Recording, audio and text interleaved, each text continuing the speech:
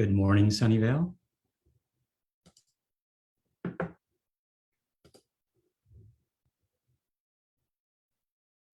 We'll get started in just a moment.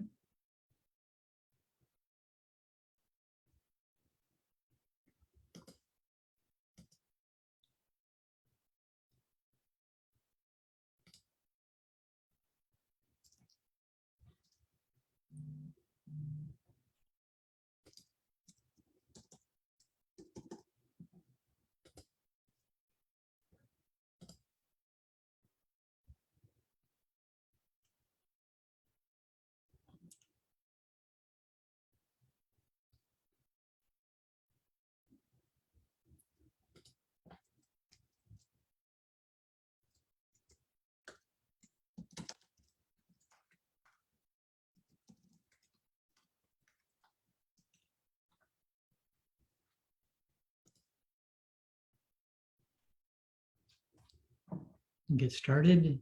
Just a moment more.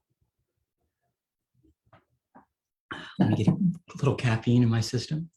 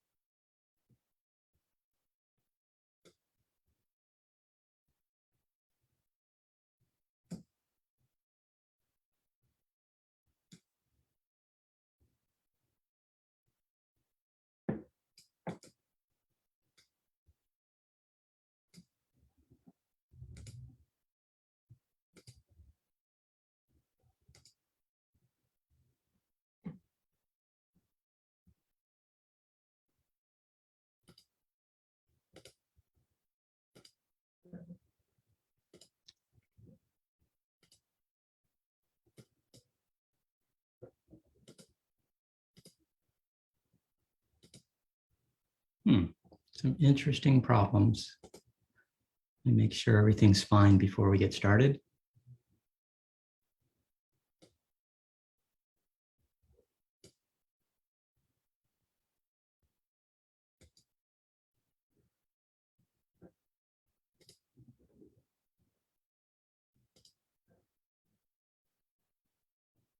Oh, that's interesting.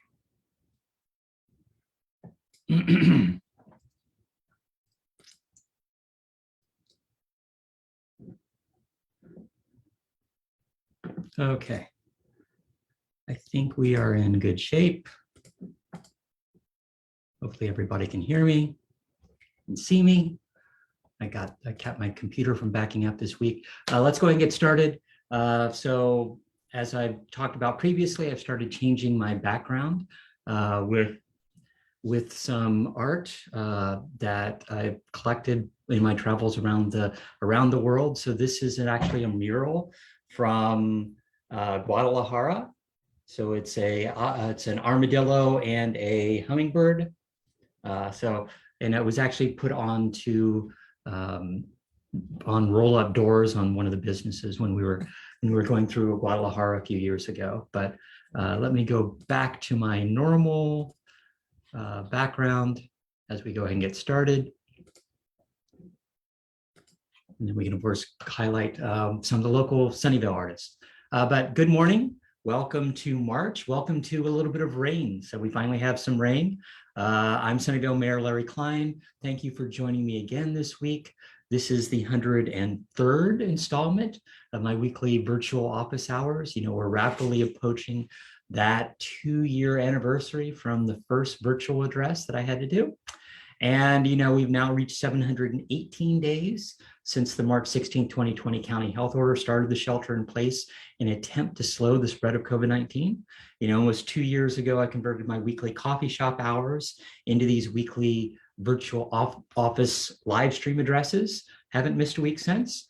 And, you know, I now usually follow up my live stream addresses with in-person meetings at the Bean Scene on Murphy Avenue. So if you want to join me there, you can drop by for just a moment if you want, or if you have some questions or some ideas, you can always email me and we can reserve a time, 15 minutes or 30 minutes. It's amazing how many people really want to meet in person again. So happy to see that. People still say, of course, they enjoy hearing from their mayor every week through these office stream addresses. Whether or not that's live or delayed, either through YouTube, Facebook, or even KSUN rebroadcast them at 7 p.m. on Saturday nights. But they allow these live stream addresses really allow me to provide you some answers to some of your questions, give you some general words of encouragement, and really provide a lot of updates on what's happened, especially at the city level, but county, state, national level over the last few weeks. So thank you for allowing me to continue to represent you and work for Sunnyvale during ever-changing times. About over 6 months ago, coming up on a year, I started changing my background art every week with art provided by Sunnyvale artists. I thank the Sunnyvale Art Club as far as for allowing me to show their work. And today's piece is called The Enlightenment, and it's by Sunnydeep Iana. So if you're interested in purchasing this piece or want to get in contact with the artist, reach out to me and I'll pass your information along. But let's go ahead and get started and talk about what's happened at a federal, state, county, and city level over the last 2 weeks. Last Tuesday afternoon, the Sunnyvale Downtown Association had its grand opening, and it was good to see a lot of people in person that I hadn't seen for a while. But Mike Johnson, who runs the Downtown Association, has been doing a fantastic job, especially over the last 2 years under COVID. But for many years of the Downtown Association runs all the events that we have downtown, the music, the wine walks, the tree lighting. And after many years, they finally have a permanent presence right above Dish Dash. So that's, it's great to see that, because now they have a space for those businesses to meet regularly, pass on information, and they already have over, I think, 41 events planned for this year. So definitely it's going to be a busy summer, to say the least. Last Tuesday evening, council met, and we started off with a special order of the day for African American History Month, which was February. And Milan Balanton from the African American Community Service Agency joined us. And AACSA is one of the few centers in the South Bay to provide educational, cultural, social, and recreational services and programs, primarily targeting our African American community. So it was great to bring Milan there and celebrate the contributions and the sacrifices of African Americans in our country. As far as our main meeting, we did several things, but the biggest thing we did was, of course, we received the draft council, city council redistricting maps. And so this was an ongoing process that had really been compressed down because the census was released so late. So 3 years ago, we districted the city into 6 districts.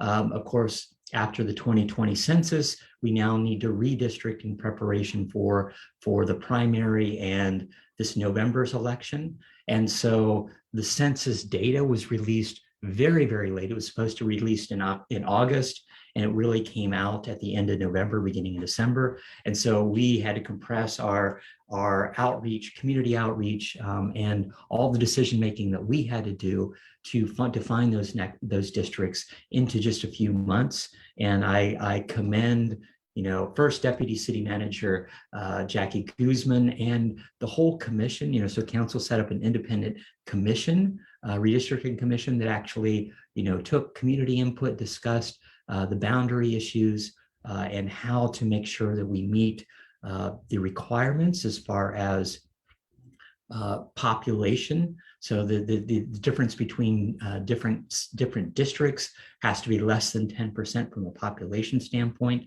and then trying to meet some of the goals of communities of interest. So that they gave us 3 selections, and their preferred map from the redistricting commission.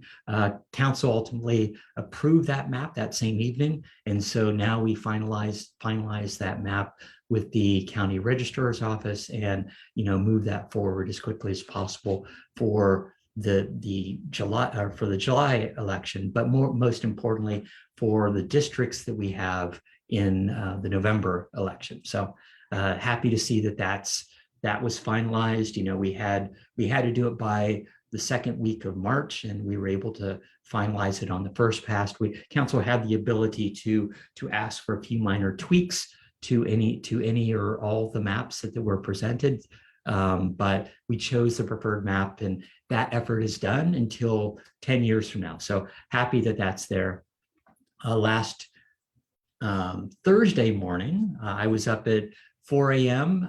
At Sunnyvale Community Services for the yearly point-in-time count for the community, for our city's homeless population, and that happens around California on a yearly basis, right at the end of February. And I want to thank the volunteers, Downtown Streets team, and of course Sunnyvale Community Services for their hard work to count the unhoused in our community. And this hadn't been done for 3 years now, mainly because of COVID. So that a lot of this was estimates based upon the numbers that we had 3 years ago. So we'll get a full report from a county standpoint later this year, but at least as far as now, we have some report or some accounting that our volunteers went out and attempted to count the number of unhoused in our community. So that's really important, from getting federal funding, from getting state and county funding from that standpoint. And then last Thursday, Santa Clara County Health announced that we were 1 week away from removing masks indoors, in restaurants and stores, other indoor places in Santa Clara County. They announced that they plan to lift the mandate on Wednesday, March 2nd, which did happen, of course. And we were, of course, the last county in the state to actually lift that mandate. LA County lifted theirs last Friday. And under the state's mask rules, masks still must be worn on buses, trains, mass transit in general, and in any high-risk areas such as nursing homes, hospitals, jails, shelters. But unvaccinated people must, of course, continue to mask indoors.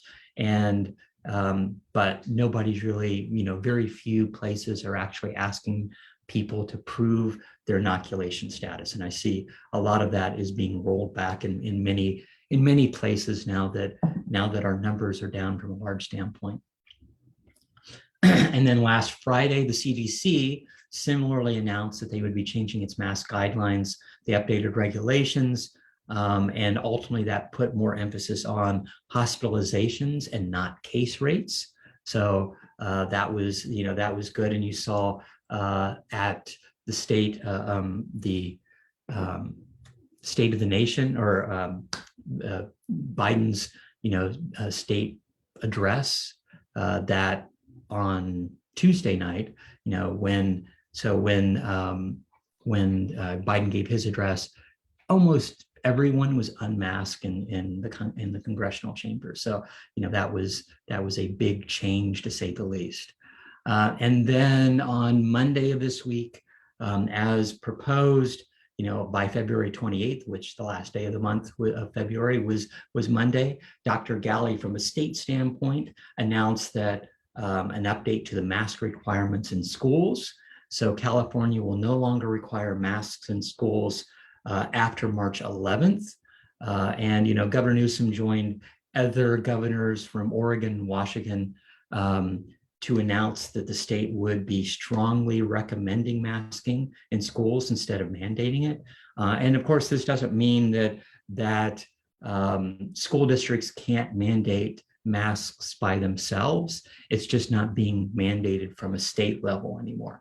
So local county public health officers and school and the school districts themselves could define something different. but it's no longer at least required from a state level. And, and a lot of this has to do with a lot of districts have to negotiate those labor agreements with the teachers unions before students can actually remove their masks in classrooms. So we'll see how that goes. But at least things, we see from the numbers, and we'll talk about the numbers later, things are looking a lot better from a state standpoint. And then on Tuesday, our Santa Clara County Health Public Department did announce that masking metrics had been met as they had predicted the week before, and indoor masking is no longer required as of this Wednesday. And the California Department of Public Health, of course, still strongly recommends that the public continue to wear masks in all indoor spaces where conceivably they feel unsafe, but it's just a recommendation. It's not a requirement as far as that's concerned. And I see just from seeing over the last few days, since Wednesday, Thursday, people are still mainly wearing masks in certain locations, inside stores, depending upon how many people you're meeting. And of course, those higher risk settings, public transit, healthcare, shelters, jails, still have those requirements. And then on Tuesday evening, President Biden had his State of the Union address, and it was the first part of that mainly focused on Ukraine, but the rest of it kind of focused on the pandemic and what we went through and slowly opening up and slowly rebounding. It didn't really lay out, because of Ukraine was kind of the main topic of the day. It didn't really lay out any big plans. I think it's continuing forward on the infrastructure changes and looking for Build a Better America plan that was released in, I think, February. So I've been trying to get to that. I'm going to the National League of Cities in a few weeks, and trying to get a better feel for that as I'm meeting with our federal representatives on different issues as far as that's concerned. And then Tuesday evening, so kind of conflicting with the State of the Union, City Council met, and we started a meeting. I started the meeting with a statement on the Ukrainians and their struggle to defend their country. I've been really inspired by their resilience and their determination, and everyone remains concerned about the well-being of all those being affected by the battles that are raging in their country. And you heard about the nuclear facilities overnight, but we're all hoping for a peaceful and quick resolution, and hopefully sound minds will prevail at the end of the day, and we'll see that conflict end hopefully sometime soon. And then as far as the main meeting, we had two main things. We introduced an ordinance adopting a responsible construction ordinance, and so this was a study issue that we kicked off several years ago, but ultimately it helps protect those people working at construction sites within the city, and and we didn't want to make it too onerous as far as what the reporting is, but the city's building inspectors would not sign a final inspection if the contractor fails to provide pay certification stating that the project employees were paid, or if the city receives a complaint about an unpaid wage theft judgment against one of the construction company, developer, or the subcontractors. And so ultimately, I think this was good. It was mainly an affidavit at the end of the day, but ultimately it also provided a process for the contractor to actually remedy that situation and get those final permits, whether or not that's bonding, to say that okay, we will, we're in a disagreement, but we'll bond appropriate money until this is resolved. So at least there's a way for that, for those workers to get paid, but it's also allows the developer to get the site permitted and start moving to the next step as far as that's concerned. So ultimately, I think that was very good. And then we also approved the final design proposals for our great box cover up, which I mentioned before. This is our utility box painting program phase 1 effort, and this will cover 12 utility boxes, mainly in the downtown area. It'll be great to see this move forward. The the artwork on those 12 boxes will actually start in about a week and a half, 2 weeks, and it'll be done on weekends for about 8 weeks, so over 2 months. And I'm a big supporter for the arts, and so this was ultimately the first phase of the implementation of the art master plan that we approved several years ago, or about a year and a half ago.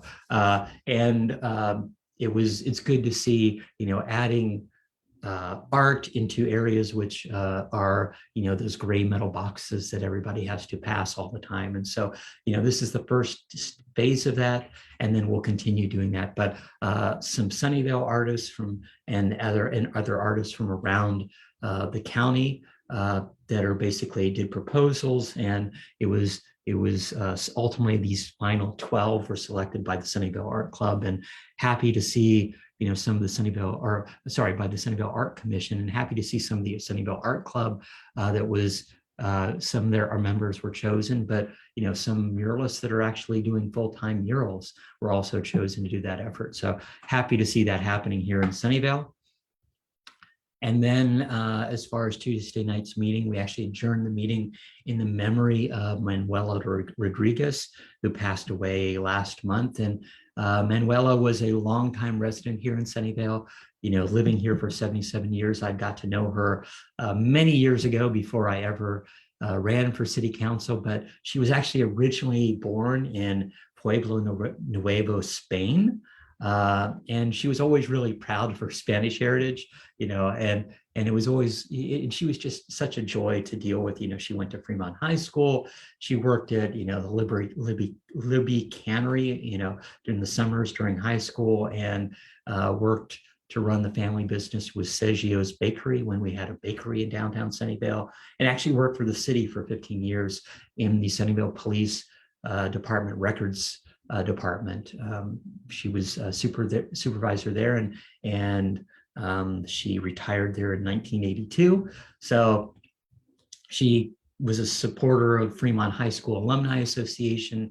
She was a docent at the Sunnyvale Historical Society, but she just had a lot of joy wherever she went, and she'll definitely be missed. So actually her celebration of life is actually happening later today at one of the churches, so I'll be attending that. But for those of you who've known her, I'm sure that you have fond memories of Manuela being part of our community. And then yesterday, Governor Newsom was in San Jose and announced a new plan to help the unhoused individuals that are struggling with mental health and substance abuse issues. And this would be a court-ordered program that would provide them access to both support services like housing assistance and treatment plans. But we'll see how this goes. It's called the CARE Court Plan. It's a community assistance, recovery, and empowerment. So CARE plan. It basically aims to compel homeless Californians, and so this is particularly people with psychotic disorders, to participate in plans that would offer individualized interventions and services. And it's really trying to get meet people where they are and get them the support that are for thousands of people here in California that are living on the streets, and especially those with severe mental health issues and substance issues. So this would require every every county in the state to set up a CARE court. But of course, the plan still needs to get approval from the legislature. It needs to get funded, and there's already been some of the state advocates saying that this isn't giving them due process, and so we'll see where this comes out at the end of the day. Let's go ahead and get to our weekly COVID numbers. As for, COVID continues to trend downward quickly across the nation. From a national standpoint, we've now had about 79 million cases. That increased about 500,000 just in the last week, but that's down from quite a bit from the millions that we were having, over 1 million every week for the last 5 or 6 weeks. So, and nationally, we've had over 253 million vaccinated with at least one dose, and that's over 81% of those 5 and older have at least one dose, and 75% of adults nationally are fully vaccinated. So that's good. Three quarters of our adults are now fully vaccinated across the country. From a death standpoint, we still have people passing away with COVID. We reached 952,000 deaths. So, within a few weeks, we'll be passing that 1 million mark. That was just 13,000 additional in the last week. And then for California, we've had 8.3 million positive cases, but we've dropped to only 6,000 cases a day, new cases a day for the last week. That's down from 11,000 a week ago and 18,000 2 weeks ago. So it's the daily new COVID case counts are dropping rapidly. We've had over 85,000 fatalities in California, and that's an additional 1,400 deaths in the last week with those that have passed away with COVID. And then from a county standpoint, our cumulative case count is now over 305,000. That's 1,600 increase in the last week, but that's down from 2,500 to 5,000 just a few weeks ago on a week-by-week basis. And we've had 2,133 deaths. That's an additional 30 deaths just in the last week related to COVID. So we're not, completely out of the woods, but people are getting vaccinated. 94% of those in the county 18 and over are fully vaccinated, and almost 69% of those that are eligible for the booster have received it. So, from a county standpoint, things are looking good. I continue to do a lot of advocating on our county's behalf. I have regular discussions with our county health and county supervisors, for testing. The pop-up, continues to be the pop-up county testing site continues to be at the Sunnyvale Community Center on the first and third Thursdays. They were here yesterday, and they will be back here on the 17th from 9:30 a.m. to 4 p.m. And you can go 7 days before to Sunnyvale, to sccfreetest.org and set up your appointment for the Sunnyvale Community Center. Those appointments are those tests. All those tests are done by appointment, but ultimately you can get your appointment about 7 days ahead of time, or set your appointment date 7 days ahead of time. And then if you still need to get you boosted, or if you know somebody that hasn't gotten vaccinated yet, go to sccfreevax.org, and you can easily get multiple sites around the county that are giving those vaccinations away for free. Next, I wanted to announce some upcoming events. Lots of upcoming events. So all weekend long this weekend, Roadrunner Sports will be having its grand opening celebration. So we'll be having the ribbon cutting at 2 p.m. today, and there will be a 5 p.m. fun run scavenger hunt with prizes for the winners. So hopefully people can come out and join that. But Saturday and Sunday, there will be goodie bags for the first 25 customers each day. And then there'll be giveaways and raffles throughout the day, both Saturday and Sunday. So that's Roadrunner Sports on McKinley. And then as far as next week, on Monday at 6 p.m., we'll have our next Moffett Park Specific Plan outreach. And so this will be a virtual meeting on open space and ecology. And so this is been a series of meetings as we figure out what the vision is for Moffett Park, and that's adding open space within that area, adding additional office space, up to 10 million square foot of office space, up to 20,000 units of residential, and 500,000 square feet of retail. So if you want to get more information, you can go to moffittparksp.com and find out more information on what's happened in the past, as well as sign up for the Zoom meeting on Monday. And then next Thursday, March 10th at 7 p.m., there'll be a webinar covering the financial incentives on electric vehicles. And so this is basically allowing people to figure out ways to purchase an EV on a limited budget.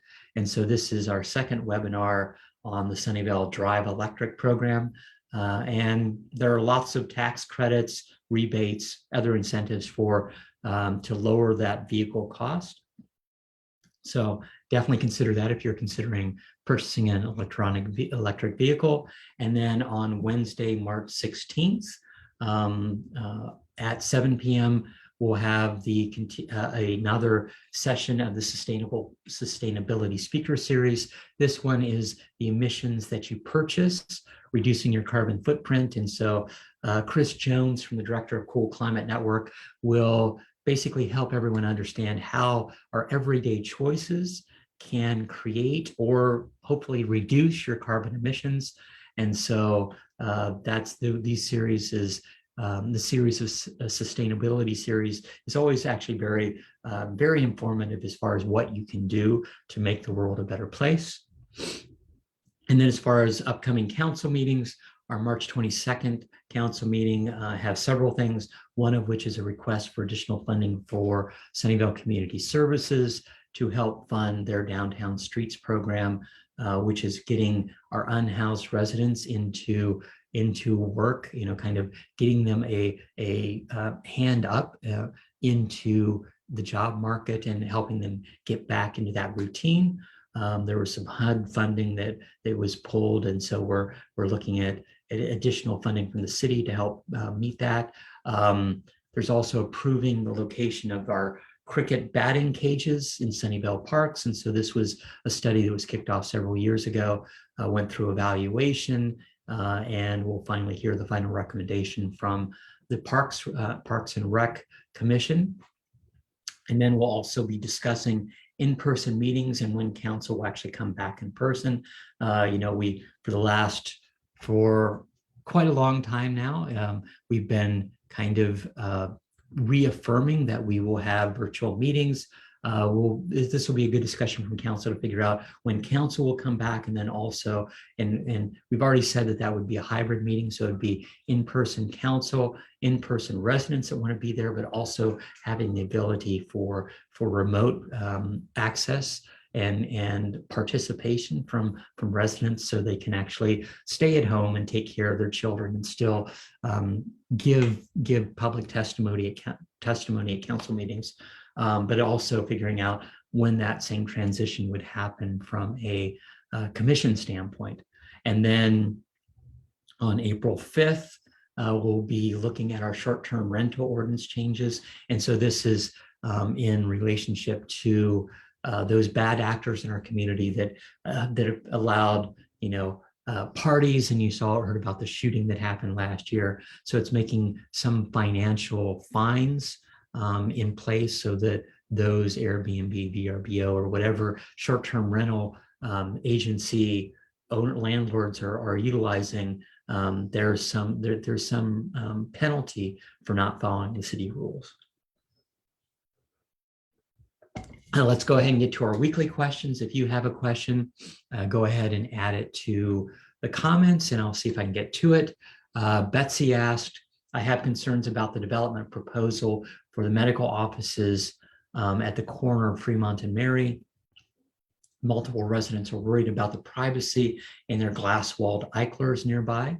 And so, several years ago, Sunnyvale identified multiple future village centers. And so this is where there's mixed use possibility of replacing some of the retail or office space with retail, office, and housing, and getting rid of kind of the open sea of parking that sits in front of them. And so as far as this is the medical offices on the northeast corner of Fremont and Mary. And so I met with the landowner, the owners, as well as the developer this week. It was the plan right now is for 114 units and about 35,000 square feet of medical offices. And it would also include a new public park right along Fremont. So they're all, so I gave some feedback on the plan and raised what residents' concerns were as far as privacy. Definitely what they've done is anywhere facing into the Eichler community, they've made it 2-story as opposed to 3-story units. So it kind of it's better to have the fence block any privacy issues. And the city staff will review those privacy issues, but definitely that is something that you can bring up with them. There will be a community outreach meeting coming up sometime in the spring here, as far with the developer to have better outreach as they finalize what that plan actually looks like. So we'll see where that project goes. Barbara asked, will there be a citywide garage sale? It's been a few years since our last one, mainly because of COVID, but staff is actually looking for a date this year. So that we'll hear more about that later, but they're looking to see possibly sometime in the early summer, but we'll find out that after staff has evaluated that. Brent asked, when I go on my walks, I walk by Fair Oaks Park, and when will the Magical Bridge Playground be done? That should be done sometime this spring. Last I heard, that should be opening in late April, early May. There's always, last minute things to be finalized when since the renovation of Fair Oaks Park, it's putting down the new turf. And it's, of course, the Magical Bridge Playground, which is fantastic. Happy to see that finally come to pass. Eric asked, any idea when the overpass on Fair Oaks by Evelyn will be done? Yeah, it's also supposed to be done in the spring, end of April. We'll see whether or not that makes it to that date, but they are working as far as that's concerned. Shane asked, Moffett Park came alive once the invasion started in Ukraine. All Wednesday night was filled with planes making noise. Do we anticipate an increased activity? Yes, at least for a while, there will be increased activity, and we've seen that throughout the week as they either redeploy planes around the U.S. And move them nationally, or whether or not it's sending supplies, sending relief to our European allies, or getting other relief into that area. So there's always kind of, whenever a new war effort is started, a lot of logistics that goes along with that. And that's what we'll see. I think it's slowed down a little bit in the last day or two, but at least for a little while, I'm sure we'll get to see that. Eric asked, is there any word on any replacements for all the restaurants that have closed on the block with tandoori pizza? It looks like it looks so lonely now that Starbucks, Nomburger, Tapped, and LePlanc have all left. Yeah, I haven't heard anything. I keep pushing to see, and hopefully that owner for that building will realize that having those sites empty is worse than not getting as high rents as they thought they might be able to get. So that was one of the reasons why we saw so many of those close down, as they decided to increase rents in the middle of COVID, which wasn't beneficial for anyone. Judy asked, I'm very curious about the trucks out at the Biglands Park, just beyond the wetlands. I can't find any information in Google search. Can you tell me about what's happening out there? I'm not positive.